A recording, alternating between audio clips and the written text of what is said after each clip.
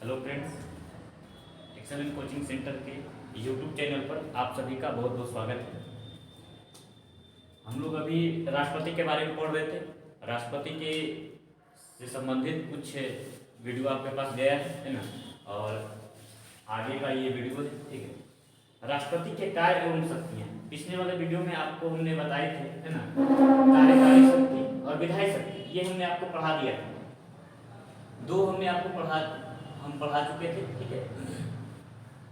अब जो है इन सभी शक्तियों को हम धीरे धीरे बारी बारी से पढ़ेंगे। आई होप आप लोग को पिछला वाला वीडियो बहुत अच्छा लगा हो। यदि आपको वो वीडियो अच्छा लगा तो लाइक करें और अपने मित्रों को शेयर करें, और चैनल को अभी तक यदि सब्सक्राइब नहीं किए हैं तो चैनल को सब्सक्राइब कर लीजिए, ताकि हमारे आने वाले जो भी वीडियो हैं आप तक पहले पहुँच सकें, ठीक है। चलिए अब हम इस सेशन को शुरू करते हैं। तो हमने लिखा है न्यायिक शक्ति, वित्तीय शक्ति, कूटनीतिक शक्ति एवं यहाँ एक शक्ति हमने लिया है सैन्य शक्ति, ठीक है, सैन्य शक्ति। तो इन शक्तियों के बारे में हम चर्चा करेंगे विशेष रूप से कि राष्ट्रपति के पास ये शक्तियाँ हैं, तो इस शक्ति के से राष्ट्रपति क्या कार्य करते हैं, है ना, तो उनके बारे में हम समझेंगे। तो न्यायिक शक्ति में क्या होता है? राष्ट्रपति सुप्रीम कोर्ट एवं हाई कोर्ट के मुख्य न्यायाधीश और अन्य न्यायाधीशों की नियुक्ति करते हैं। ये हमने आपको कल नियुक्ति वाला में जो कार्यकारी वाला में था बताया था, ठीक ना। अब उसी हमने आपको ये भी बताए थे कि कार्यकारी शक्तियों में से ही बहुत सारे आपको अन्य शक्तियों में आपको मिलेंगे, कॉमन मिलेंगे। तो आपको यहाँ पर भी कॉमन दिख गया। सुप्रीम कोर्ट के एवं हाई कोर्ट के न्यायाधीश एवं मुख्य न्यायाधीशों की नियुक्ति कौन करेंगे? राष्ट्रपति। चलिए अगला, सुप्रीम कोर्ट से कानूनी संबंधी यानी विधि संबंधी किसी भी तरह का सजेशन, सलाह यदि राष्ट्रपति को लेना हो तो वो कहाँ से लेंगे? सुप्रीम कोर्ट से लेंगे। यदि उनको लगा कि नहीं, हमको विधि सम्मत या कानून सम्मत किसी तरह का हमको सलाह लेना है, तो वो सलाह किससे लेंगे? सुप्रीम कोर्ट से लेंगे, है ना, सुप्रीम कोर्ट से लेंगे। और ये इसका उल्लेख किसमें है? आर्टिकल 143, इसका उल्लेख कहाँ किया गया है? 143 में। अनुच्छेद 143 के तहत राष्ट्रपति को विधि सम्मत, है ना, विधि संबंधी किसी तरह का सलाह लेना होगा तो किससे लेंगे? सुप्रीम कोर्ट से लेंगे, और इसका उल्लेख अनुच्छेद 143 में किया गया है, ठीक है। चलिए, किसी व्यक्ति के दंड को क्षमा करने की शक्ति भी किसके पास है?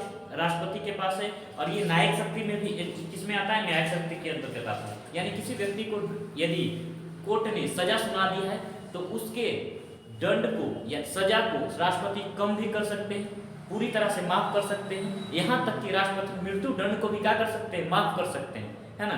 अब सवाल होता है कि क्या सुप्रीम कोर्ट, हाई कोर्ट में जो मिली हुई सजाएं हैं या देश जो न्यायालय में मिली हुई सजाएं हैं उसी को केवल राष्ट्रपति माफ कर सकते हैं? तो नहीं, राष्ट्रपति सैन्य न्यायालय, आपको पता होगा कि हमारे सेना का अलग न्यायालय होता है ना।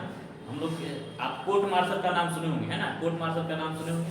तो हम लोग को जो सेनाओं का जो न्यायालय है ना, कोर्ट है, वहाँ पर यदि किसी तरह का मुकदमा हुआ है और उससे सजा मिला है तो उस पर भी राष्ट्रपति उसमें क्षमा कर सकते हैं, उसके सजा को कम कर सकते हैं, उसके सजा को निलंबित कर सकते हैं, यानी कुछ देर के लिए रोक सकते हैं, ठीक है। तो इस तरह के ये इनकी न्यायिक शक्तियाँ हो गई, ठीक है। तो ये आपको समझ में आ गया। इसके बाद वित्तीय शक्ति पर चलते हैं। वित्तीय शक्ति में क्या है? केंद्रीय बजट। अब बजट जो होता है, बजट को तैयार, अब कुछ समय के बाद फरवरी में क्या होगा? फरवरी में आ जाएगा आपके पास बजट आ जाएगा, नया वाला, है ना, बजट आ जाएगा, 22-23 का बजट आ जाएगा, ठीक है। केंद्रीय बजट क्या है? साल भर में कितना खर्च होगा और कितना इनकम होगा, इसी के आंकड़े को क्या बोलते हैं? बजट। बजट सिंपल सा मतलब समझ लीजिए ना कि आय और व्यय का एक रिपोर्ट है जो कि अग्रिम रिपोर्ट होता है।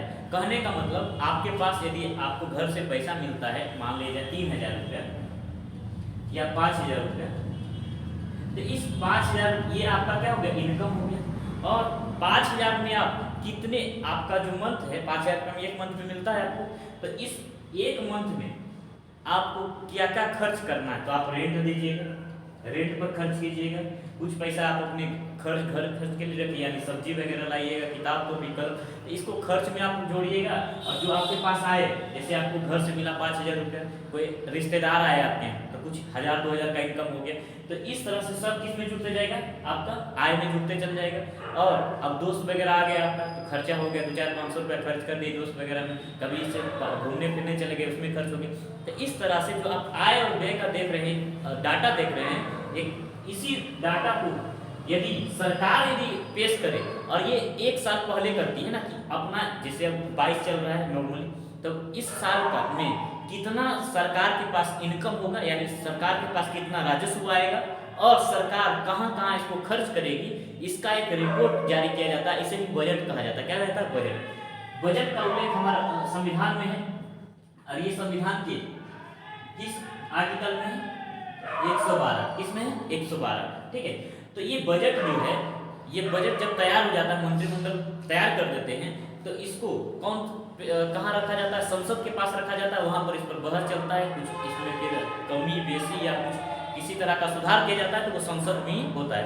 इसे संसद के पास कौन लाता है? तो राष्ट्रपति। कौन लाएंगे? राष्ट्रपति साहब लाएंगे। ठीक है। इसके बाद आकस्मिक निधि से अग्रिम धनराशि की स्वीकृति।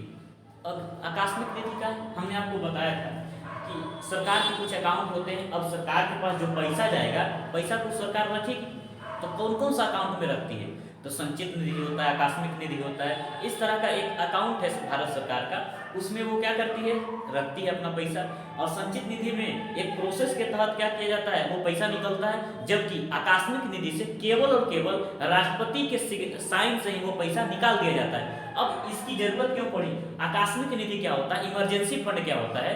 इसके तहत यदि कहीं अचानक क्या हो, कोई आपदाएं आई है ना, आपदाएं तो बोल कर आती नहीं, वो अचानक आ जाती है। कहीं बाढ़ आया, कहीं भीषण आग लग गया, या किसी तरह का और जैसे अभी कोरोना पेंडेमिक चल रहा है ना, तो उस स्थिति में यदि बजट में पैसा देखा जाए कि बजट में क्या है, पैसा घट रहा है वहाँ पर, तो क्या होगा? सरकार क्या करेगी, या सरकार को क्या करना, वहाँ पर पैसा देना बाढ़ पीड़ितों को, या फिर कहीं पर क्या हो गया है, आग लग गया है, या किसी तरह का बहुत भयानक घटना घट गया है। ठीक है। तो वैसे स्थिति में क्या करती है सरकार, या सूखा पड़ गया है ना, ऐसी स्थिति में सरकार क्या करती है? अग्रिम चाहती है क्या कि हम क्या करें, वहाँ के किसानों को या वहाँ के लोग जो प्रभावित हुए हैं, वहाँ क्या करें, उन लोग को मदद करें। तो आकस्मिक निधि से है ना, इसी इमरजेंसी फंड से पैसा तत्काल निकाल लिया जाता है, और ये केवल और केवल राष्ट्रपति के साइन से ही संभव हो पाता है। तो यहाँ पर भी तो ये वित्तीय बजट, वित्तीय शक्ति से सिंपल सा मतलब पैसा कौड़ी से जो भी रिलेटेड होगा वो क्या कहलाएगा? राष्ट्रपति का वित्तीय शक्ति कहलाएगा, है ना, वित्तीय शक्ति। धन विधेयक पर पूर्वानुमति।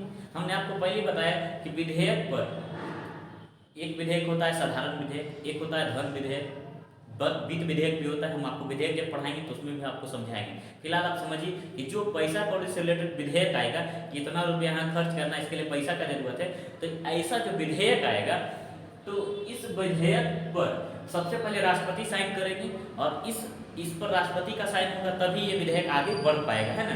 तो धन विधेयक पर है ना राष्ट्रपति अपना साइन करते हैं। ठीक है। चलिए, धन विधेयक को राष्ट्रपति पुनर्विचार के लिए वापस नहीं लेके जा सकते, है ना। चलिए आगे, ये केंद्र एवं राज्य के बीच राजस्व का बंटवारा। अब राजस्व का बंटवारा केंद्र और राज्य के बीच, अब जैसे केंद्र सरकार के पास पैसा आ रहा है, अब इसको राज्य सरकार को कितना दे, इसका निर्धारण कौन करेगा? राष्ट्रपति करेंगे, है ना, राष्ट्रपति। यानी केंद्र और राज्य के बीच राजस्व का मतलब समझते हैं? टैक्स। क्या? टैक्स। यानी जितने भी भारत सरकार के पास इनकम हो रहे हैं, उसमें से राज्यों को कितना दिया जाए, इसका निर्धारण कौन करते हैं? राष्ट्रपति करते हैं। और इसके लिए राष्ट्रपति एक आयोग का गठन करते हैं, जिसे हमने आपको कल ही बताया था, वित्त आयोग। हर 5 वर्ष पर राष्ट्रपति एक वित्त आयोग का गठन करते हैं, और इसी वित्त आयोग की मदद से राष्ट्रपति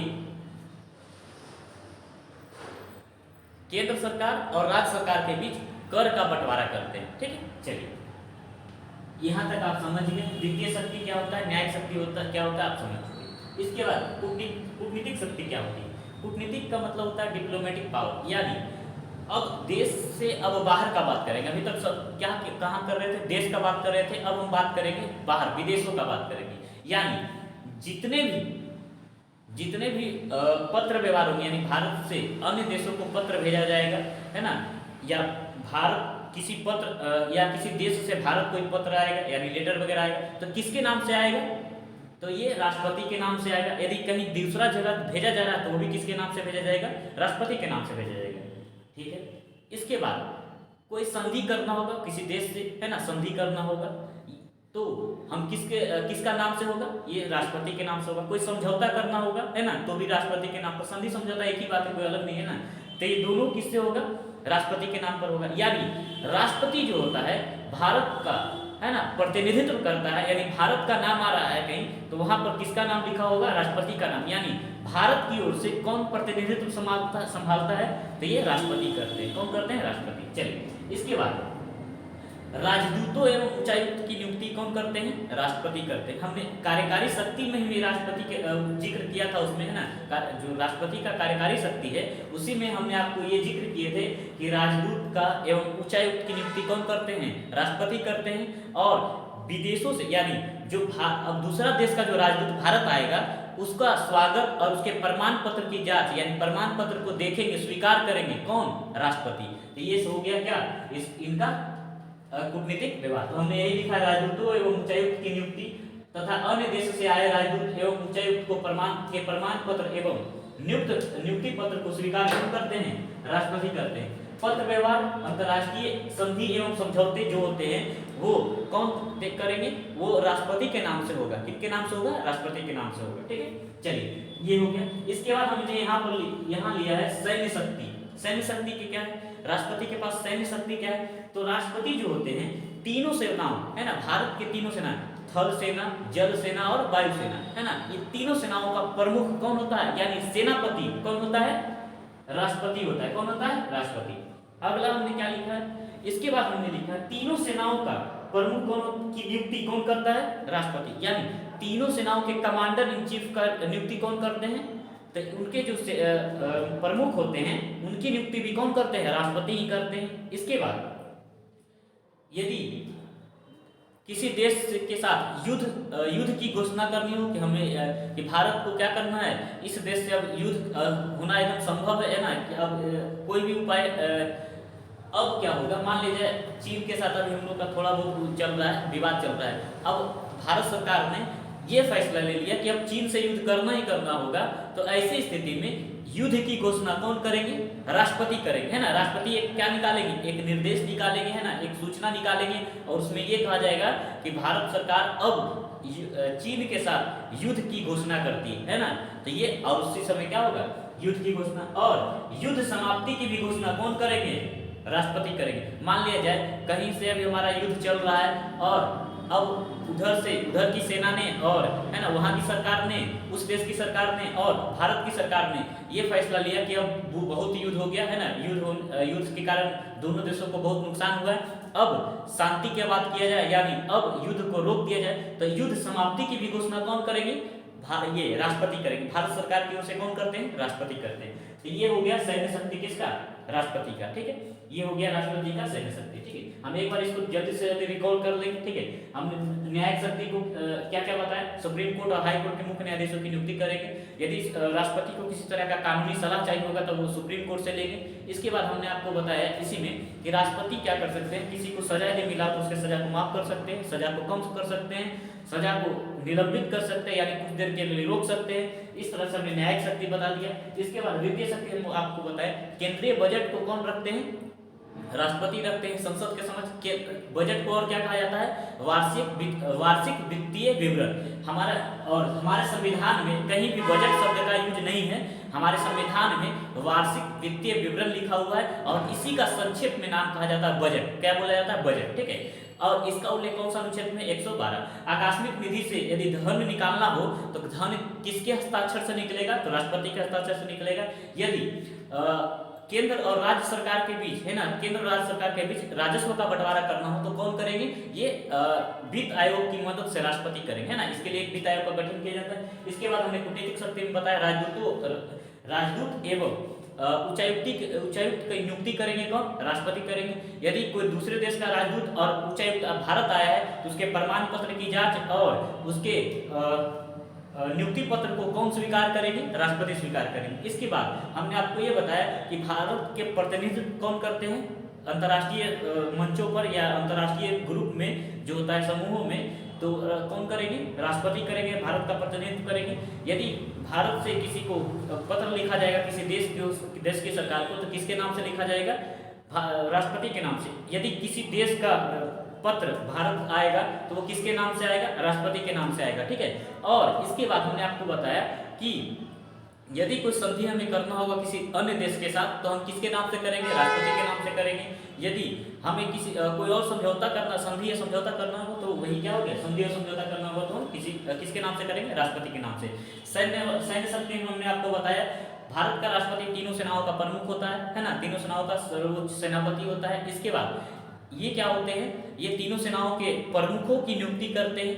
इसके बाद हमने आपको बताया कि राष्ट्रपति युद्ध एवं युद्ध विराम यानी युद्ध समाप्ति की घोषणा करते हैं। तो इस तरह से हमने आपको ये न्यायिक शक्ति, वित्तीय शक्ति, कूटनीतिक शक्ति और सैन्य शक्ति आपको राष्ट्रपति के बारे में बताया। और इसके बाद हम अगला वीडियो में आपको हम अन्य शक्तियों के बारे में चर्चा कर देंगे राष्ट्रपति का, ठीक है। ये वीडियो आपको अच्छा लगा हो तो आप इसे ज़्यादा से ज़्यादा शेयर करें, और यदि आपको खराब लगा हो तो डिसलाइक कीजिए, ठीक है। और अच्छा लगे तो लाइक कर दीजिए। ओके, धन्यवाद, थैंक यू।